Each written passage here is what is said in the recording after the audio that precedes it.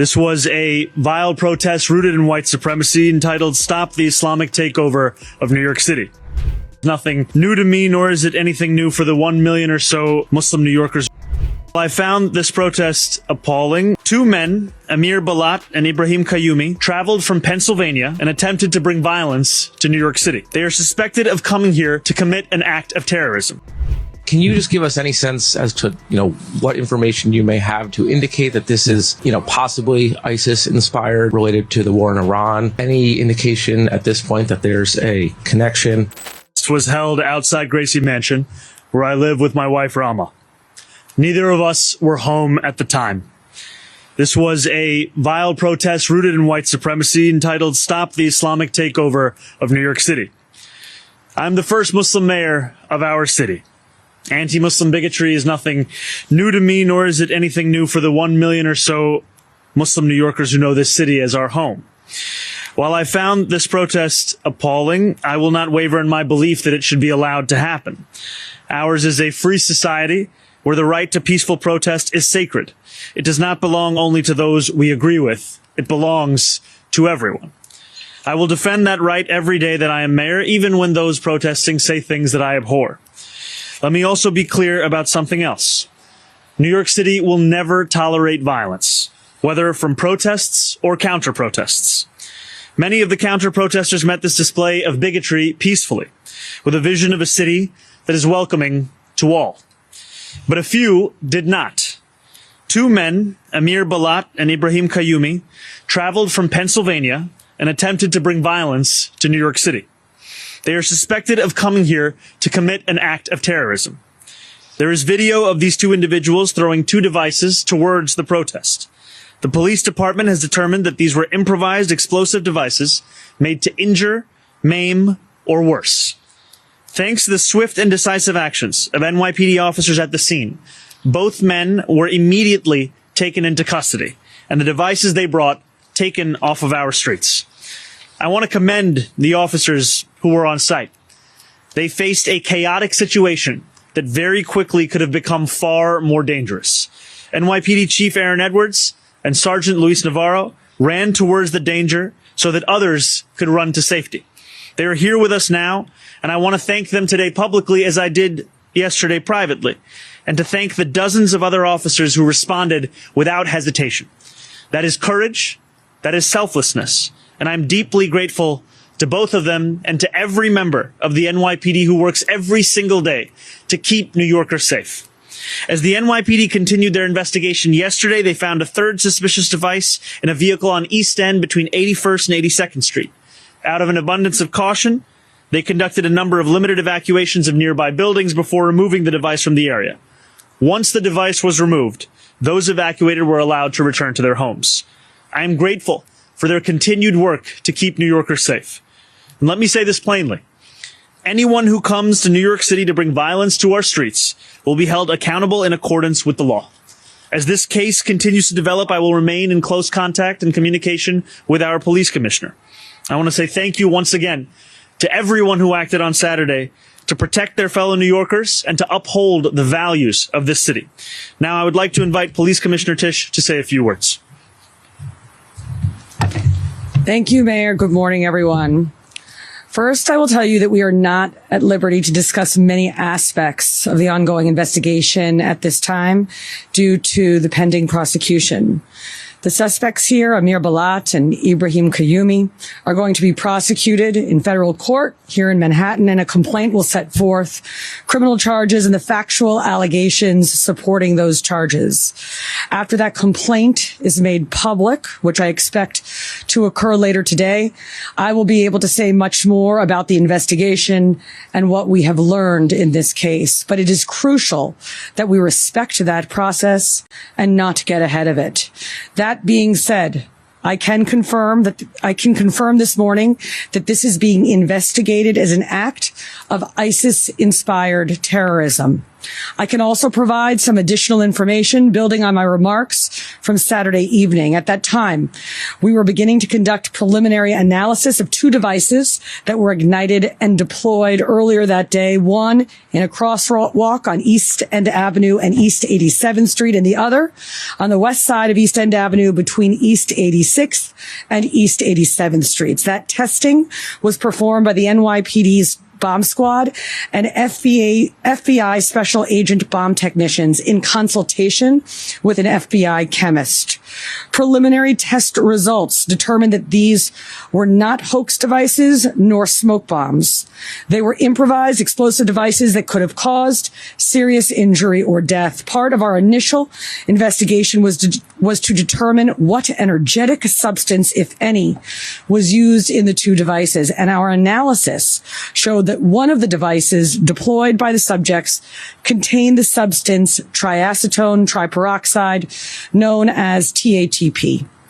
Now, TATP is a dangerous and highly volatile homemade explosive that has been used in IED attacks around the world. Our bomb squad then rendered safe both devices.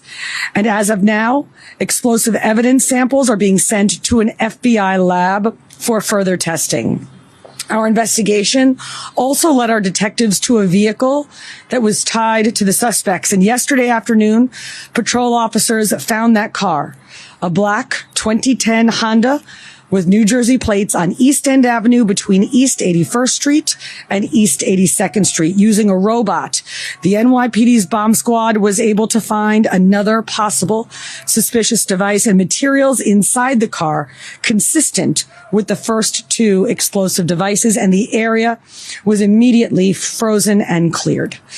A limited evacuation of certain floors and certain nearby buildings was conducted while the officers secured the vehicle and removed this third device, which was transported to Rodman's neck for further testing. This third device tested negative for explosive material. Once the scene was secure and deemed safe, residents were allowed to return to their homes. Now, we have been in a heightened state of alert in New York City since the start of hostilities in Iran, and we remain in that posture today. We will continue to deploy additional counterterrorism resources throughout New York City, including heavy weapons teams, K-9 units, aviation, and more.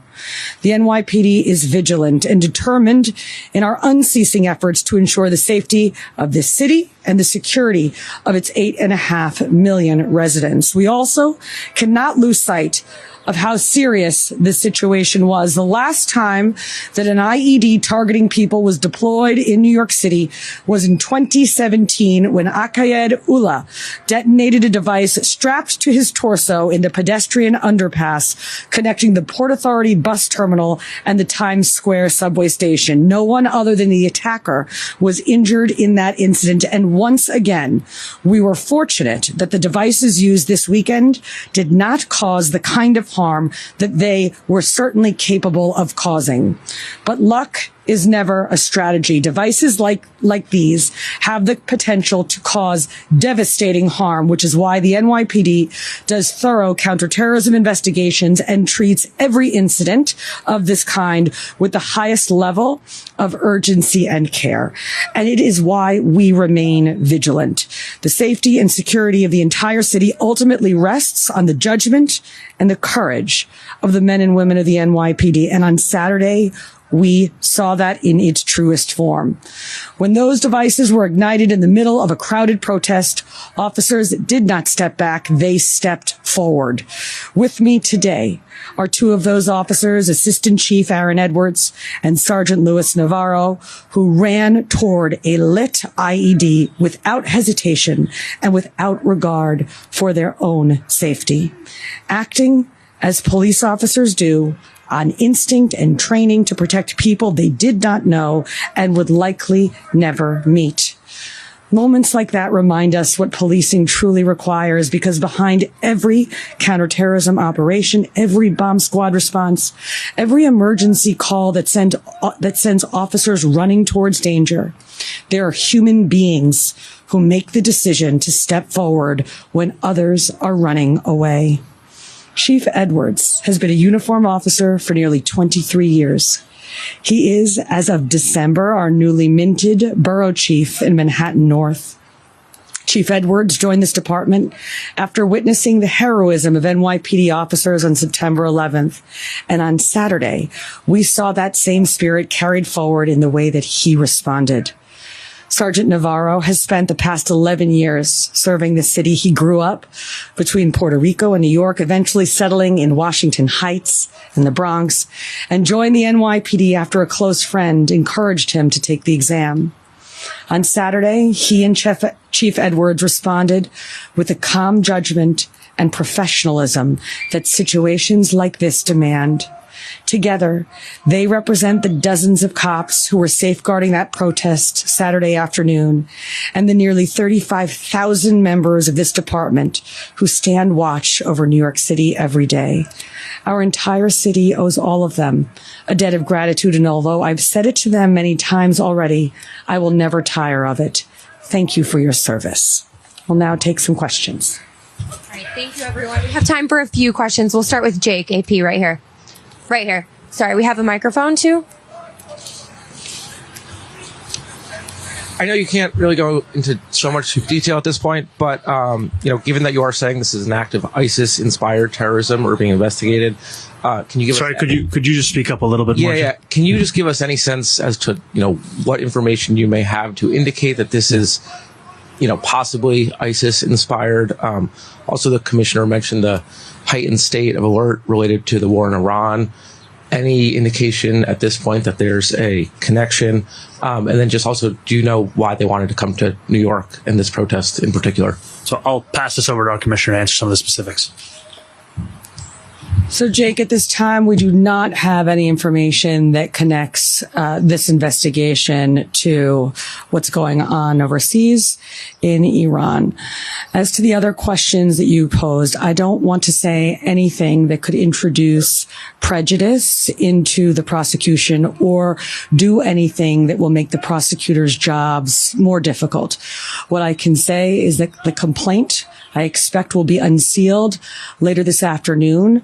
And once that happens, I will be at greater liberty to discuss and answer the questions that you pose. Thank you. We'll go to Andrew Sef now. Mayor, you said you were not home at the time of this incident. Can you tell us where you were, how you learned about this incident, and what went into your thought process about why you didn't speak about this publicly, either on Saturday when the commissioner did or on Sunday? So we had known that this was a protest that was scheduled for over a week. And I had known that there were precautions being taken, and I'm incredibly appreciative of the work that the NYPD both did in advance, as well as the work that we've spoken about having happened on the day and since then. My wife and I were at the New York City Sign Museum in Brooklyn at the time. We continued to be kept up to date as to what was going on both in the midst of the protest and the aftermath of the protest. And we also wanted to ensure that we were able to address New Yorkers directly and clearly with all of the facts as we had them, especially given how fast moving this has been. Wanted to ensure that we had all of that together. Thank you. We'll go to Catherine, CNN. Hi, good morning. Wondering if prior to the protest there was any credible threats online from these individuals, anything that you could see from their social media presence, anything like that leading up to it, that you'd know that they'd be traveling from Pennsylvania to attend this? Again, preliminary investigation, and you're going to learn a lot more as the complaint is unsealed, but nothing at this time that would have suggested that. Thank you. We have time for one more question. Emma, go ahead right here in the front.